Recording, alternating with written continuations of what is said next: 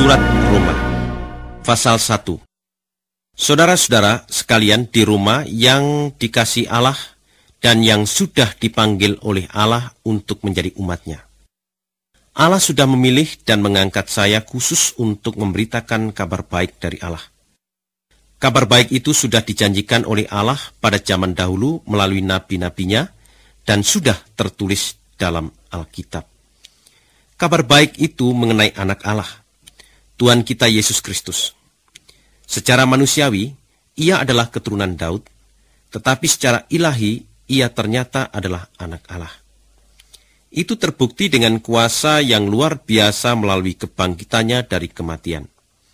Melalui dia juga Allah memberikan kepada saya karunia menjadi rasul, supaya saya, untuk menghormati Kristus, membimbing orang-orang dari segala bangsa supaya percaya dan taat.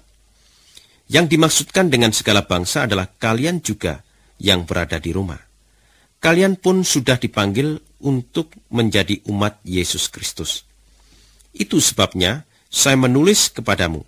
Semoga Allah Bapa kita dan Tuhan Yesus Kristus memberi berkat dan sejahtera kepadamu. Pertama-tama melalui Yesus Kristus saya berterima kasih kepada Allah karena saudara-saudara sekalian. Sebab seluruh dunia sudah mendengar bahwa kalian percaya sekali kepada Kristus. Saya selalu mengingat kalian kalau saya berdoa. Allah saksinya bahwa apa yang saya katakan itu benar. Dialah Allah yang saya layani sepenuh hati dengan memberitakan kabar baik tentang anak-Nya. Saya mohon dengan sangat kepada Allah, semoga Ia mau mengizinkan saya sekarang mengunjungi kalian. Sebab saya ingin sekali bertemu dengan kalian supaya saya dapat membagi denganmu karunia dari Roh Allah untuk menguatkan kalian. Maksud saya ialah karena kita sama-sama sudah percaya kepada Yesus Kristus, maka kita dapat saling menguatkan. Saudara-saudara, saya ingin supaya kalian tahu bahwa sudah banyak kali saya bermaksud mengunjungimu, tetapi selalu ada saja halangannya. Saya ingin supaya di antaramu pun pekerjaan saya ada hasilnya, sebagaimana pekerjaan saya sudah berhasil di antara orang-orang yang bukan Yahudi di tempat-tempat yang lain. Sebab saya mempunyai kewajiban terhadap segala bangsa, yang sudah beradab dan yang biadab, yang berpendidikan maupun yang belum berpendidikan. Itulah sebabnya saya ingin sekali memberitakan kabar baik itu kepada kalian yang tinggal di rumah juga. Saya percaya sekali akan kabar baik itu, karena kabar itu adalah kekuatan Allah untuk menyelamatkan semua orang yang percaya. Pertama-tama orang Yahudi dan bangsa lain juga.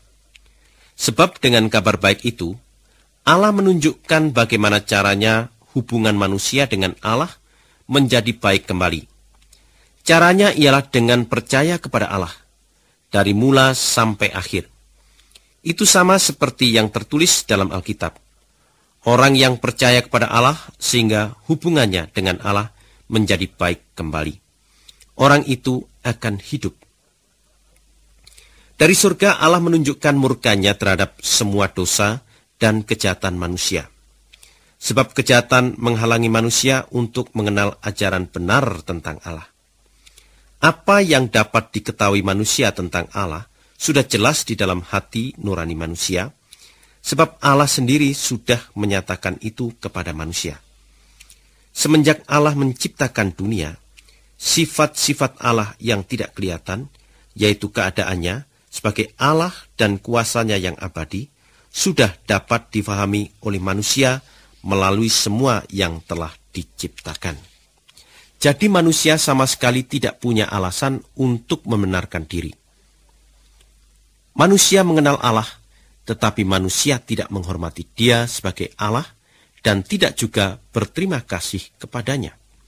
Sebaliknya manusia memikirkan yang bukan-bukan. Hati mereka sudah menjadi gelap. Mereka merasa diri bijaksana, padahal mereka bodoh. Bukannya Allah yang abadi yang mereka sembah, melainkan patung-patung yang menyerupai makhluk yang bisa mati, yaitu manusia, burung, binatang yang berkaki 4, dan binatang yang melata. Oleh sebab itu Allah membiarkan mereka dikuasai oleh keinginan hati mereka untuk berbuat yang bejat, sehingga mereka melakukan hal-hal yang kotor terhadap sama sendiri. Allah yang benar mereka ganti dengan sesuatu yang palsu. Bukan pencipta, melainkan yang diciptakan. Itulah justru yang disembah dan dilayani oleh mereka. Padahal yang menciptakan itulah yang seharusnya dipuji selama-lamanya. Amin.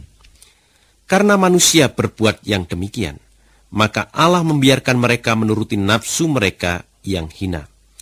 Wanita-wanita mereka tidak lagi tertarik kepada laki-laki seperti yang lazimnya pada manusia, melainkan tertarik kepada sesama wanita.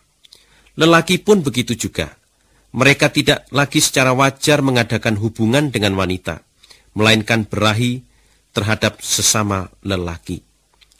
Laki-laki melakukan perbuatan yang memalukan terhadap sesama laki-laki, sehingga mereka menerima pembalasan yang setimpal dengan perbuatan mereka yang jahat itu. Oleh sebab manusia tidak merasa perlu mengenal Allah, maka Allah membiarkan pikiran mereka menjadi rusak, sehingga mereka melakukan hal-hal yang mereka tidak boleh lakukan.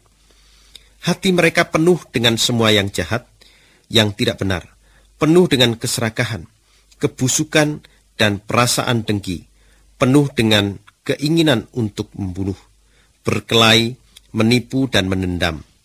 Mereka suka membicarakan orang lain, suka memburuk-burukkan nama orang lain. Mereka sombong dan kurang ajar, yang benci kepada Allah dan suka membual. Mereka pandai mencari cara-cara baru untuk melakukan kejahatan. Mereka melawan orang tua, mereka tidak mau mengerti orang lain. Mereka tidak setia dan tidak berperi kemanusiaan. Mereka tahu bahwa menurut hukum Allah, orang yang melakukan semuanya itu patut dihukum mati. Walaupun begitu, mereka melakukan juga hal-hal itu, dan malah menyetujui pula orang lain melakukannya.